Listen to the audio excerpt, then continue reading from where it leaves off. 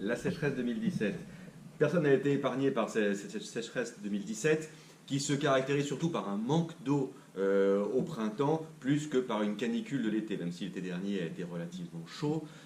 C'est surtout le manque d'eau au printemps qui a mis à mal nos étangs et qui a fait que au mois de juillet, au mois d'août, il y a eu des pêches de sauvetage, parfois même trop tardives, donc il n'y avait même plus de pêche à réaliser, ou en tout cas les étangs qui ont pu conserver de l'eau l'ont conservé à un moindre niveau, ce qui a donc considérablement perturbé le cycle naturel du fonctionnement des étangs,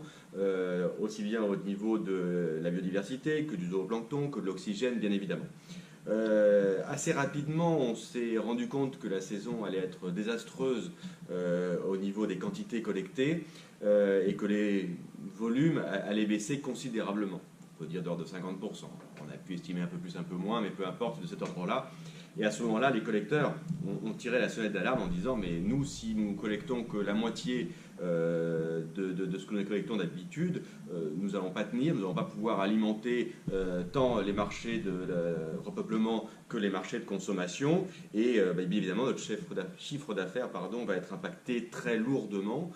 et on risque de ne pas se relever de cet épisode. À ce moment-là, le syndicat des étangs de la Dombes a veillé à trouver des solutions pour aider aussi bien les collecteurs que les producteurs. Et c'est à ce titre-là qu'on est allé voir le département et la région pour trouver une solution d'aide, ou en tout cas de soutien et de sauvetage à la filière. Donc le syndicat des étangs de la Dombe a rencontré plusieurs fois